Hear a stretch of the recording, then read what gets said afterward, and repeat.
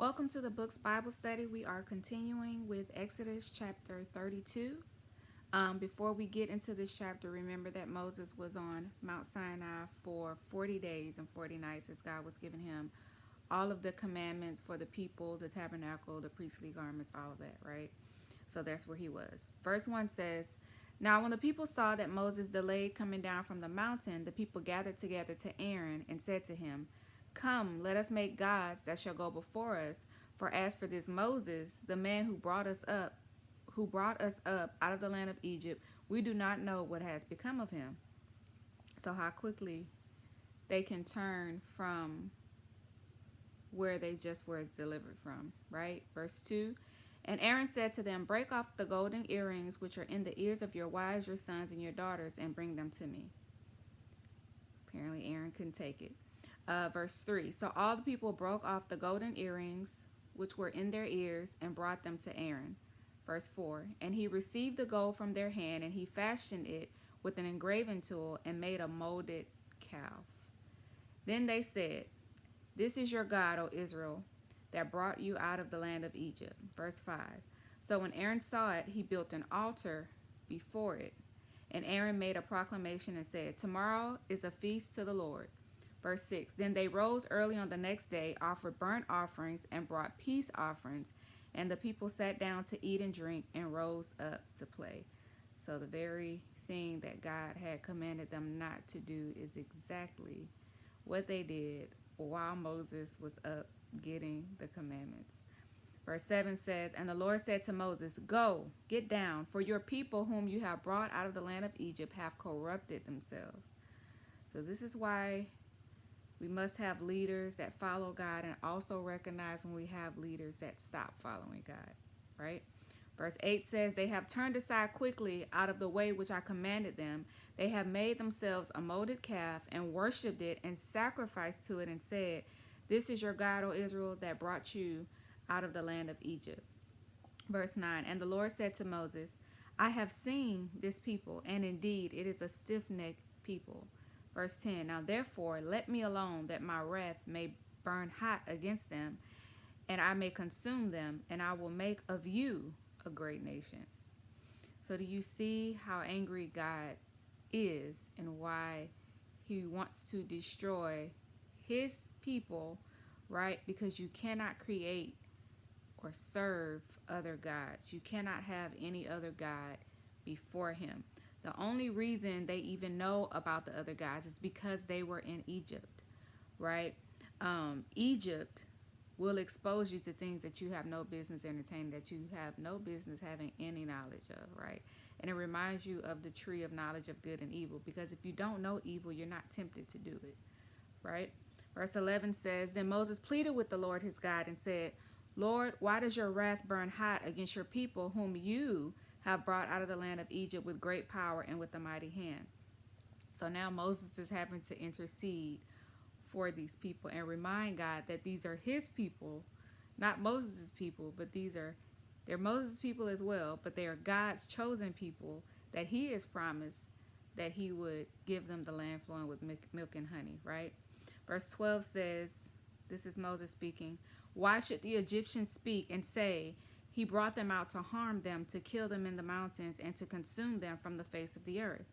Turn from your fierce wrath and relent from this harm to your people. Verse 13, he says, Remember Abraham, Isaac, and Israel, your servants, to whom you swore by your own self and said to them, I will multiply your descendants as the stars of heaven, and all this land that I have spoken of I will give to your descendants, and they shall inherit it forever.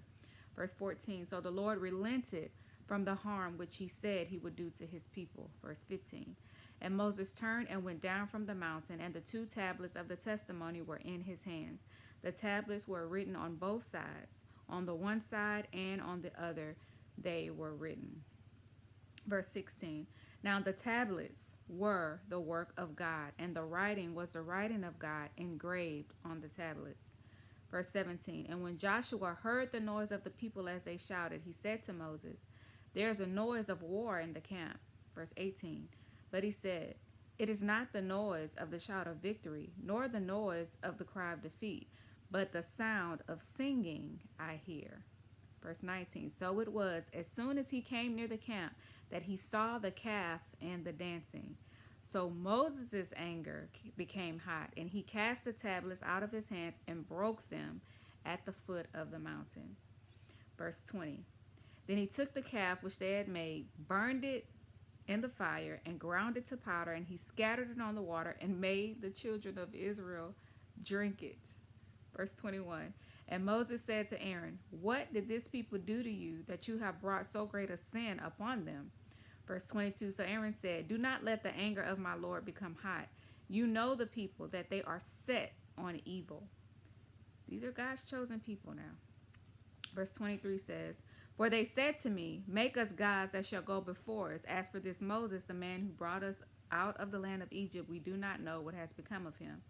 Now they knew that Moses was up there talking to God. They heard God themselves. They heard the thundering, the lightning, saw the fire, saw the smoke, the cloud, everything, right? Verse 24, this is Aaron telling Moses, and I said to them, whoever has any gold, let them break it off. So they gave it to me, and I cast it into the fire, and this calf came out.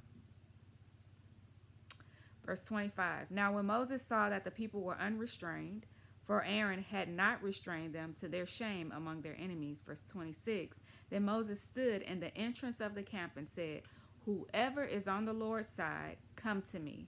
And all the sons of Levi gathered themselves together to him. Now there's 12 tribes, right? Well, Joseph is 2. Verse 27, and he said to them, thus says the Lord God of Israel, let every man put his sword on his side, and go in and out from entrance to entrance throughout the camp, and let every man kill his brother, every man his companion, and every man his neighbor. Verse 28, so the sons of Levi did according to the word of Moses. And about 3,000 men of the people fell that day. Now, when he said, who is on the Lord's side, only the sons of Levi came and stood by him. So just because the Levites, we'll find out later, they were dedicated to work in the tabernacle. I'm going to tell y'all early. But they wasn't just tabernacle workers. They were also people that had a hand in war as well, right? Verse 29 says, then Moses said, consecrate yourselves today to the Lord, that he may bestow on you a blessing this day, for every man has opposed his son and his brother. Verse 30, now it came to pass on the next day that Moses said to the people, you have committed a great sin. So now I will go up to the Lord. Perhaps I can make atonement for your sin. Verse 31, then Moses returned to the Lord and said, oh, these people have committed a great sin and have made for themselves a god of gold. Verse 32, yet now, if you will forgive their sin, but if not, I pray, blot me out of your book which you have written. Verse 33, and the Lord said to Moses, whoever has sinned against me, I will blot him out of my book. Verse 34, now therefore go, lead the people to the place of which I have spoken to you. Behold, my angel shall go before you. Nevertheless, in the day when I visit for punishment, I will visit punishment upon them for their sin. Verse 35, so the Lord plagued the people because of what they did with the calf which Aaron made. So there is a grave consequence for sin, right? You do not want to fall in the hands of an angry God. He says when he visits them for punishment, it will be upon them for their sin. So he did not say he would forgive them. He just said, I'm going to lead you to the promised land, right? So we shall see what that punishment is going to be. For those of you who have already read, you already know what it is. But those who have not, they are going to be punished for that sin. Okay, and let me know when you realize what it is. I'll bring it back up. But yeah, there is a sin. There is consequences for sin, and the only way there won't be consequences is if God have mercy on you, right? Especially deliberate rebellion, stiff-neckedness, right? So don't serve other gods ever, ever, ever, right? Don't rebel against God. Let that be our lesson, right? God bless you all. We will continue with Exodus chapter 20. Sorry, not 23. We passed 23. Chapter 33. Um, keep reading. God bless.